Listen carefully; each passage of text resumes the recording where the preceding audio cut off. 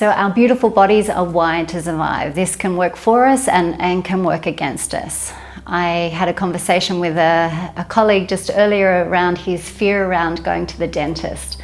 And there is a perception of fear around going to the dentist. Not everyone loves going to the dentist, that's for sure. We haven't always all had a great experience, but how do we get ourselves into a place where we can actually come clean to the appointment that we have without all of the perception of fear that is not actually the reality of the moment that we're in?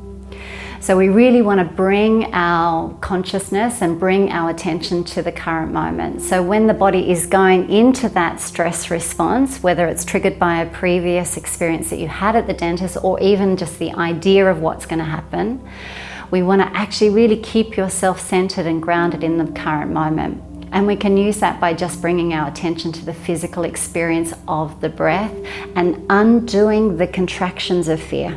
Yeah, so there we actually come into a place where we can trust ourselves and we can find a bit more quiet and peace. So a good way to do that is to actually shake the pattern of fear in the body through the breath. So we really want to be able to come into the lower part of the belly, the vagus nerve. It runs from the back of the brain all the way down to the lowest part of the belly. And if we give it space, yeah, we are connecting the brain with the belly.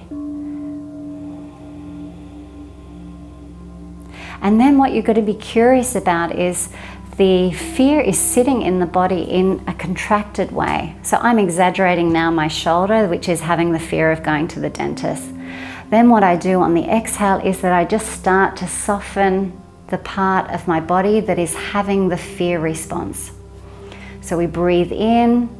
We massage all of the inner world, we say hello to that vagus nerve, we give it lots of space, and then we actually soften in against that idea of fear.